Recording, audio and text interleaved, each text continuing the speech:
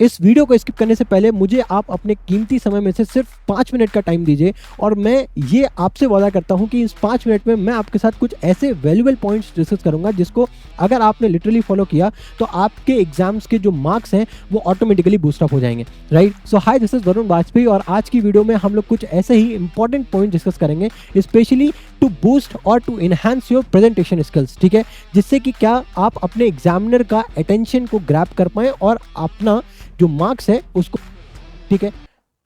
तो सबसे पहले जब आप एग्जामिनेशन सेंटर में इंटर करते हैं, को क्वेश्चन पेपर नहीं दिया जाता है, आपके पास आती है आंसर शीट, ठीक है। और उस आंसर शीट को फिल करने के लिए आपके पास ऑलमोस्ट 15 मिनट्स होते हैं, ठीक है। और उन 15 मिनट्स में आपको अपनी पर्सनल डिटेल्स, रोल नंबर वगैरह मेंशन करना होता है, जिसको फिल करने के बाद इजीली आपके पास 5 से 7 मिनट एक्स्ट्रा बच जाते हैं, ठीक है। अब उन 5 से 7 मिनट में आपको करना क्या है, स्पेशली साइंस और मैथ्स के पेपर में, ठीक है, कि आपको जितने भी पेपर्स है, जितना आंसर शीट में जितने भी शीट्स हैं, हर शीट में आपको एक रफ कॉलम ड्रॉ करना है, ठीक है। अब इस रफ कॉलम का फायदा क्या है डियर, कि अगर आप फॉर एग्जांपल अगर आप कोई भी मैथ्स का क्वेश्चन करते हो या फिर साइंस का कोई भी न्यूमेरिकल सॉल्व करते हो, तो उसका जो भी रफ वर्क है, बजाय आप लास्ट पेपर में, जैसे क्या होता है ना कि बहुत बच्चे लास्ट पेपर में सॉल्व करना प्रेफर करते हैं, तो मैं आपको यही सजेस्ट करूंगा, मैं आपको रिकमेंड भी यही करूंगा कि बजाय लास्ट पेपर के सॉल्व करने से अच्छा है कि आप उसको पैरेलली उसी पेज में सॉल्व करो। तो उससे होगा क्या, नंबर 1, आपके पहली तो आपका कंफ्यूजन अवॉइड होगा, ठीक है। क्या होता है कई बार हम लोग पन्ने पलटने में ना हमको आंसर ही भूल जाते हैं, ठीक है, तो उससे टाइम वेस्ट होता है। और दूसरा, जब एग्जामिनर आपकी कॉपी को करेक्ट करता है, ठीक है, तो उसको भी ज्यादा प्रॉब्लम क्रिएट नहीं होती है, ठीक है। तो ये पहला पॉइंट है। दूसरा पॉइंट क्या है डियर, कि आप आंसर्स को, राइट, आप वो आंसर्स को लिखना स्टार्ट, उस आंसर्स को अटेम्प्ट करना स्टार्ट करो जिसमें आप सबसे ज्यादा कॉन्फिडेंट है, ठीक है। क्योंकि जो आंसर्स में आप सबसे ज्यादा कॉन्फिडेंट है उनका बहुत अच्छे से प्रेजेंट कर सकते हो, ठीक है। और मेक श्योर करना है जब भी आप या तो कोई सब्जेक्टिव पेपर कर रहे हो, राइट, जैसे कि इंग्लिश है, आपका हिंदी है, एसएसटी है, राइट, साइंस भी ऑलमोस्ट, ठीक है, उसमें जो आप राइटिंग है, राइटिंग का खास ख्याल रखना, हर वर्ड्स के बीच में प्रॉपर स्पेस होना चाहिए, ठीक है। जो भी डायग्राम आप ड्रॉ कर रहे हो, फिर वो चाहे मैथ्स का हो चाहे साइंस का हो, ठीक है, हर डायग्राम को प्रॉपर स्केल पेन से ड्रॉ करना, रफली ड्रॉ मत करना, उसको अच्छे से लेबल करना। ऐसा नहीं होना चाहिए कि अगर आप मैथ्स में फॉर एग्जांपल अगर आप सिलेंडर ड्रॉ कर रहे हो तो सिलेंडर की जगह आप फ्रस्टम ड्रॉ कर दो। मतलब क्या होता है कि फॉर एग्जांपल अगर आप यहाँ पे क्या हो गया ना, जैसे कि सिलेंडर में क्या होता है, ऊपर का और नीचे का रेडियस दोनों बराबर होता है ना। अब उसकी बजाय आपने क्या किया, नीचे का रेडियस इतना बड़ा कर दिया, ऊपर का रेडियस ऐसे कर दिया, तो सिलेंडर की बजाय क्या हो गया, फ्रस्टम के जैसा दिखने लगा। ऐसा नहीं करना है, क्यूब को क्यूब ही बनाना है, क्यूब को क्यूबॉइड नहीं बनाना है, क्यूबॉइड को क्यूब नहीं बनाना है। आई होप ये चीज आप समझ रहे होंगे अच्छे से, है ना। और मैथ्स में स्पेशली क्या करना है, जो भी आप डायग्राम बना रहे हो, ठीक है, उसको प्रॉपरली लेबल करो, ठीक है। अगर कोई एक सिलेंडर आपने ड्रॉ किया है, ठीक है, तो उसका रेडियस, उसकी हाइट, हर चीज को प्रॉपरली मेंशन करो। और अगर आप साइंस में कोई डायग्राम ड्रॉ कर रहे हो तो उसके जितने भी सब पॉइंट्स हैं वो मेंशन करो, और जो डायग्राम की जो हेडिंग है वो भी ड्रॉ करो, ठीक है, लिखो स्पेशली, ठीक है। इससे क्या होता है कि आप एग्जामिनर का जो है ना अटेंशन आप ग्रैब कर पाते हो, ठीक है। और जितना ज्यादा आप एग्जामिनर का अटेंशन ग्रैब करते हो, आपके मार्क्स बूस्ट होने के चांसेस उतने ही ज्यादा बढ़ जाते हैं, ठीक है। तो देखो, एक पॉइंट क्या हो गया, हमें अपनी हैंडराइटिंग में फोकस करना है। दूसरा पॉइंट हो गया कि हमें डायग्राम बहुत अच्छे से ड्रॉ करने हैं, उसको लेबल अच्छे से करना है। तीसरा पॉइंट ये है कि जब आप कोई न्यूमेरिकल या एग्जाम में कोई भी थ्योरी आप कोई क्वेश्चन भी लिख रहे हो, उसमें कोई इंपॉर्टेंट पॉइंट है तो उसको हाईलाइट जरूर करो। और अगर कोई न्यूमेरिकल कर रहे हो तो लास्ट में उसको एक बॉक्स के अंदर जरूर, डिब्बे के अंदर जरूर बंद करो।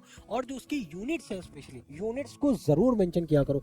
कई बार क्या होता है कि बच्चे एग्जाम में सोल्यूशन तो पूरा अच्छे से लिखते हैं, उनका न्यूमेरिकल भी प्रॉपर्ली सॉल्व होता है, लेकिन यूनिट्स को लिखना वो जल्दीबाजी में भूल जाते हैं। तो अगर डियर आप यूनिट्स नहीं लिखोगे ना, तो ये मान के चलो एक नंबर तो ऐसे ही चला गया, क्योंकि मुझे नहीं पता कि आपका जो न्यूमेरिकल वैल्यू है वो तो आपने सही निकाली, बट अगर जब तक आपने यूनिट्स अगर आप नहीं मेंशन करोगे तब तक आंसर आपका इनकम्प्लीट ही माना जाएगा, ठीक है। और जल्दबाजी में किसी भी स्टेप को स्किप मत कर देना।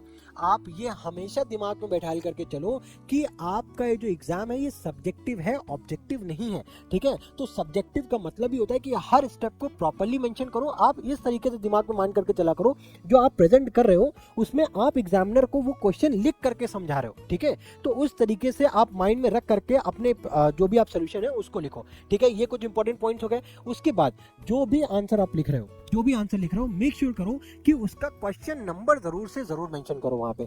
क्वेश्चन नंबर क्या होता है, कई बार आप आंसर तो लिख करके चले आते हो, आंसर सही भी होता है आपका, बट अगर आपका क्वेश्चन नंबर नहीं वहां पे मेंशन है तो मुझे कैसे पता चलेगा कि आपने कौन सा आंसर कहां पे लिखा है। मेरे लिए उस आंसर की कोई वैल्यू नहीं है और मैं आपको पूरे 0 मार्क्स दूंगा वहां पे।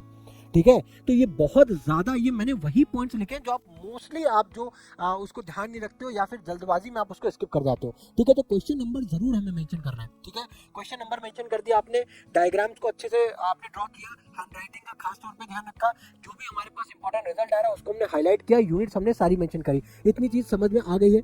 ठीक है, नोट कर लो कहीं पे या दिमाग को अपने जहन में बसा लो, हर पेपर में काम आएंगी, हर पेपर में। ठीक है, छोटी छोटी चीजें हैं बट यही वो ऐसी इंपॉर्टेंट चीजें हैं जो आपको कई बच्चों से बहुत ज्यादा आगे लेकर के जाएंगी। ठीक है, तो अब देखो ये हाईलाइट वाला रिजल्ट मैंने ऑलरेडी डिस्कस कर दिया। लास्ट जो सबसे ज्यादा इंपॉर्टेंट है वो है हमारा टाइम मैनेजमेंट। अब टाइम मैनेजमेंट क्या होता है, देखो हर बच्चे के पास एग्जाम में 3 घंटे ही होते हैं। ठीक है, हर बच्चा पढ़ करके आता है और उस 3 घंटे में जीतता वही है जो को अच्छे से मैनेज कर पाता है। ठीक है, देखो कई बार क्या होता है ना, हम भावनाओं में बह जाते हैं। अब जैसे मैंने बोला कि आपको स्टार्ट क्वेश्चन करना है, क्वेश्चन आपको वही स्टार्ट करना है जिसमें आप सबसे ज्यादा कॉन्फिडेंट है, और इसमें सबसे बड़ी गलती क्या करते हो आप लोग, भाई कॉन्फिडेंट है हम, अब उसमें क्या करते हैं हम लोग, एक क्वेश्चन, अब अगर मुझे एक पेज में आंसर देना तो 1.5 पेज 2 पेज चले गए। ठीक है, मतलब जरूरत से ज्यादा लिख गए। तो हमें वहां पे इमोशनली नहीं सोचना है, प्रैक्टिकली रहो और लॉजिकली चीजों को सोचो, उतना ही आंसर को उतना ही लिखो जितना रिक्वायर्ड है।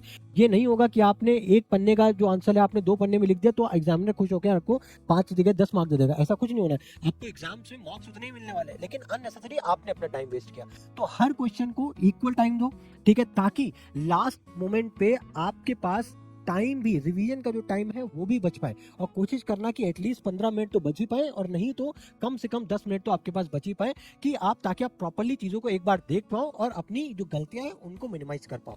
ठीक है, आई होप ये चीज आपको बहुत अच्छे से समझ में आई होगी, क्योंकि टाइम मैनेजमेंट ही एक ऐसा इंपॉर्टेंट फैक्टर है जिसमें कई बार क्या होता है कि डियर बच्चों को, हर बार आपको भी ऐसा लगता होगा, आपको कभी कभी बहुत बार आपके एग्जाम में आपने खुद फील किया होगा कि आपको आती तो सारी चीजें होंगी बट टाइम ना होने के कारण आपका क्वेश्चन छूट गया होगा। तो टाइम मैनेजमेंट इसीलिए बहुत important factor, important role play करता है। इसीलिए सैंपल पेपर क्वेश्चंस को आपको बोला जाता है कि आप प्रैक्टिस करो, क्योंकि सैंपल पेपर क्वेश्चंस का जो पैटर्न है वो आप सेम उसी तरीके से होता है जो आप डायरेक्टली अब जो पेपर देने वाले होते हो। ठीक है, तो कोई बात नहीं अगर आपने नहीं भी सॉल्व किया, बट कोई बात नहीं, जो आप आंसर्स अभी जो कुछ आप उसको कोशिश करो लिख लिख करके ट्राई करो। ठीक है, ताकि आपकी जो राइटिंग स्किल्स है वो इंप्रूव हो, और कोशिश करना कि जब एग्जाम्स में जब आप बैठो तो इस चीज को आप बहुत ही ध्यान, स्टार्टिंग से ही आप उस चीज को माइंड में रख करके चलना, माइंड मेकअप करके चलना। ठीक है, ये चीजें अगर आपने डियर फॉलो करी तो बिलीव मी आप बहुत बच्चों से आगे निकल जाओगे, क्योंकि डियर यही कुछ ऐसी इंपॉर्टेंट चीजें होती हैं जो आपकी रैंक डिसाइड करती हैं। लिटरली बता रहा हूं, जो आपकी रैंक डिसाइड करती है, और यही चीजें हैं जो एक टॉपर को भी डिसाइड करती है। रैंक मतलब टॉपर ही हो गया। ठीक है, तो आई होप ये जितने भी पॉइंट्स मैंने इस वीडियो में डिस्कस किया आपको सारे पॉइंट्स आपको समझ में आए होंगे, right. And I also wish you the very best for your upcoming exams. मैं उम्मीद करता हूं कि आप सारे पेपर्स में आप बहुत ही अच्छे से परफॉर्म करेंगे। ठीक है, तो मिलते हैं आपके साथ जल्दी ही नेक्स्ट वीडियो में। Till then goodbye, thank you.